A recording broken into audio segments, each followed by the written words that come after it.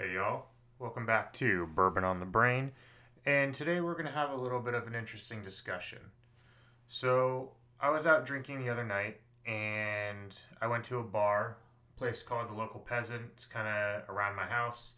They got a really good bourbon selection, and one of their bartenders brought up sort of an interesting topic with me, and it went something like this. They sell the Pappy 10 year and the Pappy 12 year, somewhere in the range of like $20 to $40 a pour. Really good price, actually. Here's the thing. When talking to him, he was comparing a bunch of the other bourbons that they had to the Pappy. You know, he was comparing like they had a bottle of Stag. He goes, well, this is how it stacks up against the Pappy. They had a bottle of E.H. Taylor barrel proof. Well, this is how it stacks up against the Pappy. And it sort of made me think a little bit. You know, I went home that night and I thought to myself, well, when I'm doing my reviews and when I'm looking at bourbons and when I'm thinking about what I want to buy, I don't compare things to Pappy. And a lot of people out there do. That's kind of what they use as their benchmark as what is a good quality bourbon, what is an exceptional bourbon, what is a poor bourbon. And I kind of wondered to myself, why? Why don't I do that? And after thinking about it for a while, a realization sort of dawned on me, which is I don't consider Pappy to be the holy grail of bourbon. I've tried the 10 year and I've tried the 12 year. And while they're very good and they're exceptional wheated bourbons, I don't consider them to be the holy grail. I think as collector's items they are, but as drinkable bourbons they're not. And I'm not somebody that likes to compare one bourbon to the next bourbon for the sake of which is better quality. And what I mean by that is I don't take, like if I'm going to the market and I pick a bottle off the shelf to try it, I'm not going to say to myself, well, this is how it compares to Pappy and this is its value based off of that. I would rather take a look at a bottle and evaluate it on its merits. And I think that's such an important distinction for a number of reasons. But most importantly, there are so many distilleries out there. Some distilleries like Buffalo Trace that produce a ton of labels, more than one person could possibly count over the course of any given year. And there are other labels and other distilleries that produce one bottle, you know, one small batch bottle or one single barrel bottle every year. And that's what they put all of their effort into.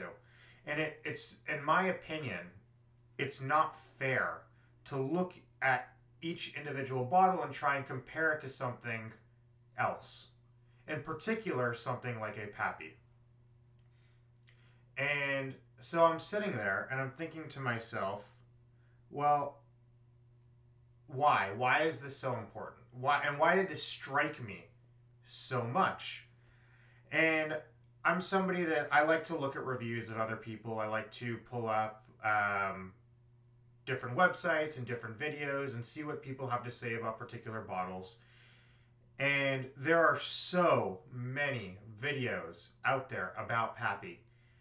And a lot of them are very much ringing endorsements. At the end of the day, it's a very good quality bourbon. One could say it's even an exceptional quality bourbon.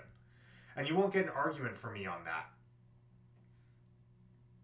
But continuing to look at it as if it's the holy grail and opening it as liquid gold and using that as the benchmark of what a phenomenal bourbon is, to me, is a little bit flawed.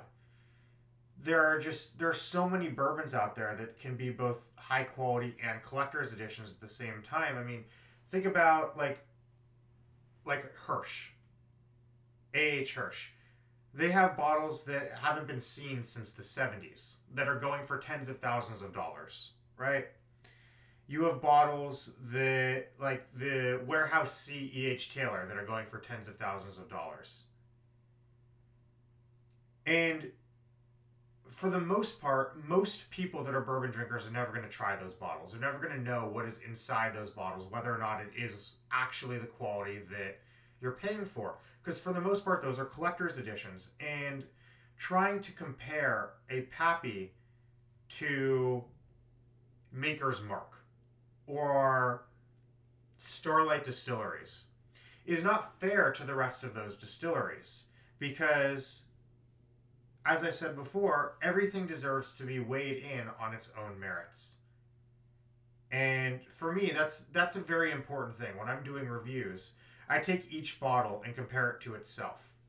I compare it to the value that I paid for it. I compare it to the quality of the bourbon. I compare it to maybe other things that the distillery has produced. Those are the important things. Because, as an example, Redwood Empire, right? So, a long time ago, I bought a bottle of Redwood Empire Pipe Dream. Like a $30 bottle. I had heard really good things about it. The reviews all said that it was very good. My dad and I tried it, and I thought it was awful. Just the single worst bourbon that I've ever tried. And this is by no means slanderous towards Redwood Empire. I've heard very good things about them, and the reviews say very good things about their Pipe Dream. But just on a very personal level, I did not enjoy it.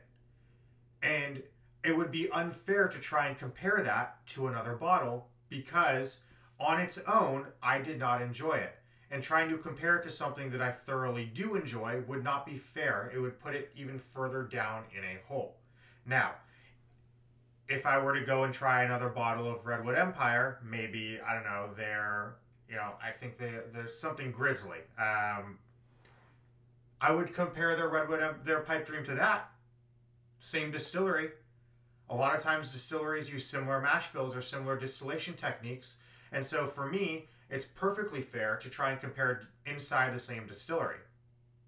And one of these days, I probably will get another bottle of Redwood Empire just because I had such a poor experience with their Pipe Dream that I want to give them another shot and see if, for me, if my tastes, if it's just me on that particular bottle or me on that particular distillery, I don't know. And I want to be open to trying something new. Though I digress, my point here is that trying to compare something across the spectrum, whether you enjoy it or you don't enjoy it, to something that is very much a biased pinnacle point, like a Pappy, is not doing justice to the hard work and effort that these distilleries are putting into their individual craft. And that, to me, is what's most important. Everything deserves to be taken upon its own merits. Another really good example is Barton's 1792. Barton's is very interesting for me because I've actually been to their distillery, I've toured their facilities, and I've partaken in their tastings. And I left 2 years ago from their distillery feeling very empty. I did not enjoy a lot of what they tasted. It's not that it was bad by any means. Again, a very storied distillery with a good product. It left a lot to be desired. I just didn't enjoy what I tasted. I thought it was just eh. However, their 2023 single barrel, which I bought at a discount because I had some points to be redeemed at a local liquor store, is phenomenal. And when I first tried it, I compared it only to itself. I'm trying this bottle with an open mind. I'm not comparing it to anything else, and I thoroughly enjoyed it. And then I took a step back and compared it to the other Bartons that I've tried previously. And it blew it completely out of the water. Now, could that be that my tastes have changed? Could that be that I've evolved as a bourbon drinker and as somebody that does reviews and my palate has changed? Of course. Of course it could have been. But that's the whole point of this, is that innately we have biased perspectives. And so by trying to compare things to one another, our bias and what we believe is automatically going to take over. And so comparing something just doesn't do it justice. What are your thoughts? I'm very curious to know because so many people that I interact with that either have cursory whiskey experience or that are very hardcore bourbon enthusiasts use Pappy as their benchmark for what is the best that you can get. And sort of like how Babe Ruth is to baseball or Wayne Gretzky is to hockey, though that is like the pinnacle in people's minds, that when you don't know anything else about a particular subject, you know that name. And that's what Pappy is to bourbon. And so I'm just curious what y'all have to say about this. Do you agree with what I'm saying, or do you think that I'm absolutely full of it? Do you think that we should be comparing bourbons? I'm curious. Let me know below, because I'm open to a different perspective if there's sound logic behind it. So let me know. I'm really curious. Message me, comment below. Let me know. And an important side of this is I really do enjoy Pappy. You know, hopefully one day I'll be in a position where I can try the 23 year. You know, I've tried the 10 year, I've tried the 12 year. I unfortunately am not in a position where I can afford to buy the entire bottle and add that to my collection. But I have tried them in bars and in restaurants. And I do enjoy them. They are very good quality bourbon. There are other bourbons that I would rather drink for the price that it costs for a pour of them. But they are very good quality bourbons, and I think that their name matches with the quality. I'm just not sure if everything should be compared to them. Again, let me know. Very curious. As always, enjoy, drink safely. We'll catch you next time. Thanks for listening.